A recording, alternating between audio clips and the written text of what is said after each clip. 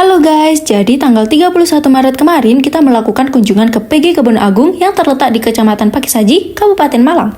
Sesampainya di sana, kita diarahkan untuk menunggu Bapak dari Divisi Penelitian. Sambil menunggu, kita juga disambut baik dan diberi konsumsi, jadi suasananya santai tapi tetap seru. Long story short, akhirnya kita bertemu dengan Bapak dari Divisi Penelitian, yaitu Pak Irfan Dimas. Untuk yang Pak Julio yang berdiri ini Setelah berkenalan dengan Pak Irfan Dimas, kita langsung diserahkan ke Pak Julio selaku pegawai lapang penelitian. Nah, di sini kita bakal lanjut kegiatan untuk mengamati benih-benih tanaman tebu. Selanjutnya, kita diarahkan untuk mengamati benih tebu bacip, yaitu satu mata tunas dengan Bapak Edi selaku koordinator lapang. Kira-kira, di umur berapa sih benih bacip itu sudah bisa ditanam di lapang? Kita pakai itu bibit tebu umur 6-7 bulan itu yang terbagus. Ya, Terus kenapa ya pembibitannya tuh dilakukan di polybag terlebih dahulu? kalau tanah kan medianya itu. Nanti ini tumbuhnya kan saingan. Terus yang tua kan atau yang paling muda kan tumbuhnya lambat. Akhirnya yang bagus itu tumbuhan ini kalah seleksi alam kan kalah saing, akhirnya tumbuhnya lambat. Terus udah gede yang itu mati. Bagaimana sih langkah-langkah merendam bacip serta cairan apa ya yang dipakai? Betadine, Rodok, Antonik, sama Cruiser. Kita rendam itu 15 menit lah. Semuanya kita rendam itu kalau kita mau proses bacip.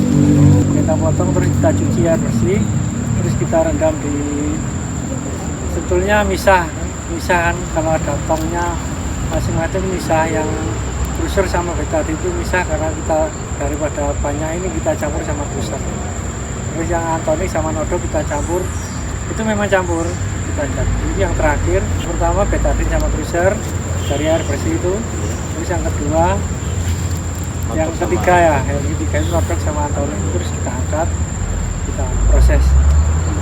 Ya. Kalau ini campuran tanahnya itu tanah biasa, satu ketel sama potong. cara aplikasinya itu gimana? Itu kan ada telurnya yang kita di kertas. Kita staples di daunnya. Kalau waktu menetas kan kita langsung menyebar ya Pak? Menyebar mencari makan masing-masing. Telurnya langsung di staples di daun gitu? Iya, atau mungkin kalau staplesnya habis kita selipkan di sini juga bisa.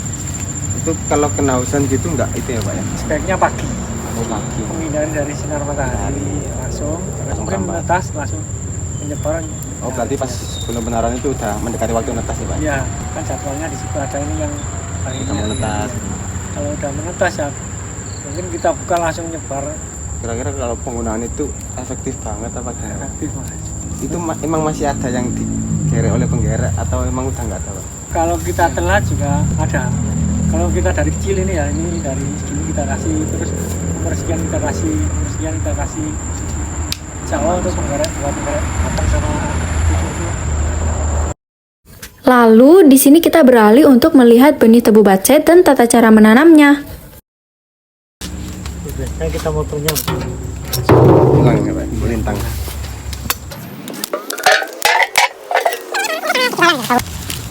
ada yang lurus begini Mas ya.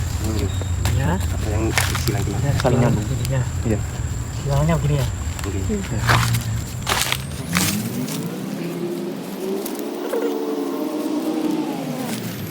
Kalau saya biasanya nanamnya cuma gak mau ini. Saya akan untuk irit biaya, irit bibit yang kita kasih jarak sini.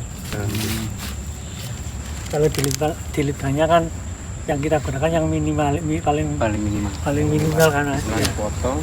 Itu prosesnya motong dulu baru nanam apa potong tanam gitu? Ya kita kan ada kiriman dari kebun mana, kita akan di sana nanti kita angkut terus potongin di lokasi Proses tanam gitu gitu. kami tanam Iya, Pak. maksimal 8 Cuman lupa. dari 6, 7, 8 kalau untuk Yang wajib tadi yang 6 sampai 7 bulan ya. kalau yang ini bisa mas dibaca bisa ini bisa Dikecilin gitu ya, Pak. iya kalau yang masih ini pak masih bagus untuk Yang ada untuk tunasnya budget, gitu, Pak, ya? iya untuk budget kalau ini juga bisa tapi ini juga bisa tapi tumbuhnya telat berarti yang masih cerah gitu, masih cerah. putih gini Yang ya. cerah ini. Ya.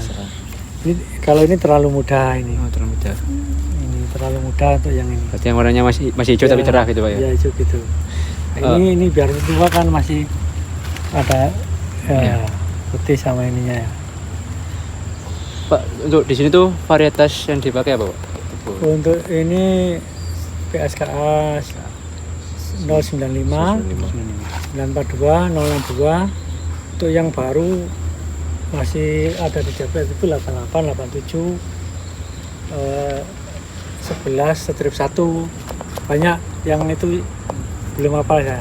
Banyak varietas nih, Pak. Di sini Sekitar 13 punya 13. kopi. itu di sini mengembangkan sendiri juga, Pak. Iya, iya, Mas, ini dari hasil uji multi lokasi kerjasama sama P3G. Untuk teknisan buat varietas baru apa, Bapak tahu nggak, Pak? Tekniknya kan dari kebun muluk itu nanti kita uji selama 3 tahun dari pengamatan dari 1 bulan, 3 bulan, 6 bulan, 9 bulan.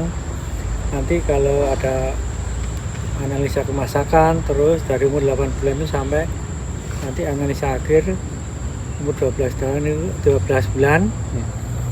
Terus kita tebang, terus tebang timbang. Maksudnya dari tiap plot itu Dapat berapa? dapat berapa kintal. Tanda tebu udah bisa dipanen tuh apa, Pak? Yang Warnanya merah ya sih. Kan umurnya dari umurnya, Mas. Terus di sini kita diajak untuk melihat tebu yang udah matang atau siap panen dan juga untuk kita cicipi nantinya. Ini tebunya masih dikupasin oleh Pak Edi ya guys.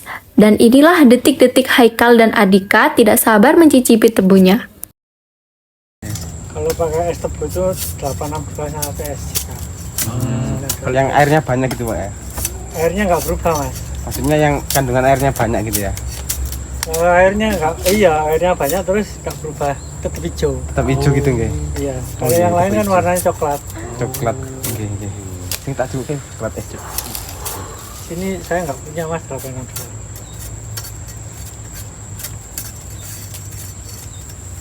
Boleh dicoba.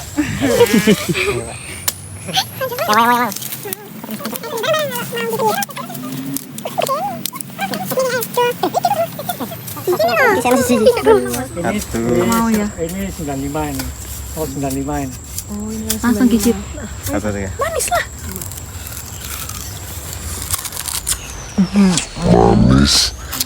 Rekomen. Silakan dibeli.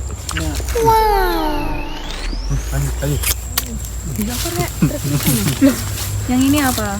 Sama. 95. Kalau yang itu? Sama. kan itu cepat.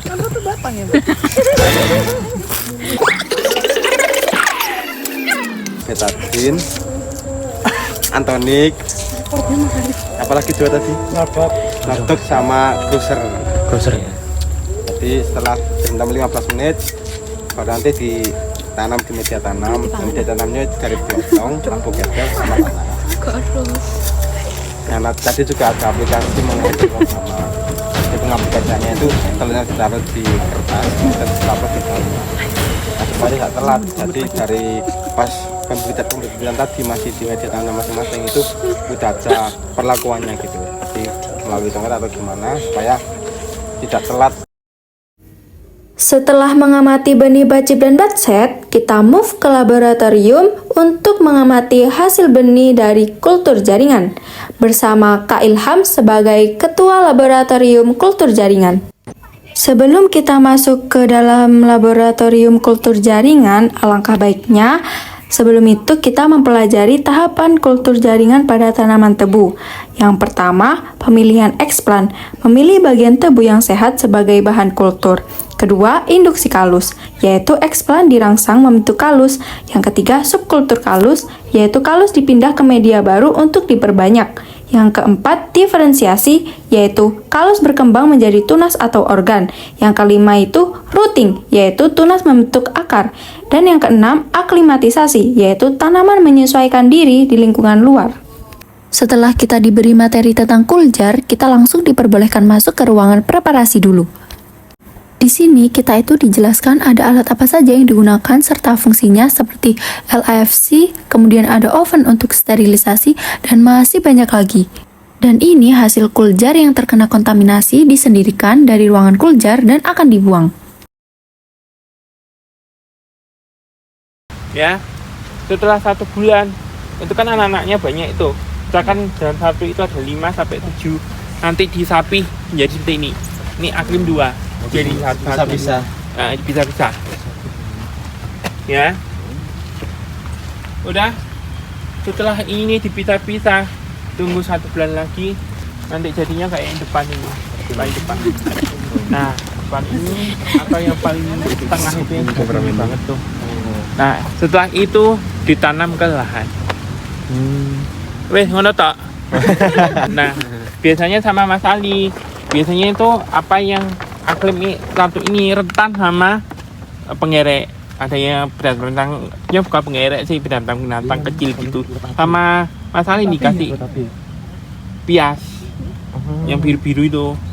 Ada yang pink-pink di Kertas pias. Apa itu? PPH gak sih? Buat dia. apa? 4 PH ya Pak? Kertas biru-biru, kertas piasnya.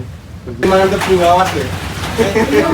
Mau tanya sama Pak Spring mengenai bagaimana ucapan kebijakan ya Mas Ali tadi. Kalau mau tanya apa? Ya. Ini perbedaannya, kalau yang ini indukannya kan C ini kan nama latinnya kan Cilonis untuk penggerek batang. Jadi nyerang fokus di penggerek batang. Nah kalau ini J-nya ini Japonicum untuk penggerek yang muncul. Ya. Jadi di sini kita ngembangkan 2 trichogramma jenisnya ya.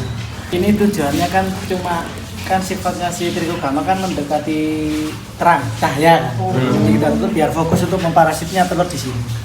Kalau dibuka di sini kan serangga trichogramma biasanya kan ngeluyur di sini ya. Ini nggak bisa fokus di telurnya. Ini yang kemarin kelihatan Mas ya. Ini udah ada yang Masih. Ini trichogramma ini. ini kan?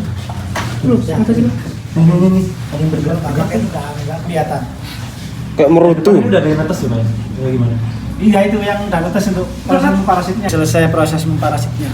Jadi Tinggal sebagian serangannya ada yang sudah mati. Nah, kalau ini kan masih berapa hari kan? Ini kan kelihatan masih putih ya itu. Iya. Kalau yang selesai ini kelihatan sudah bentuk filamen hitamnya itu.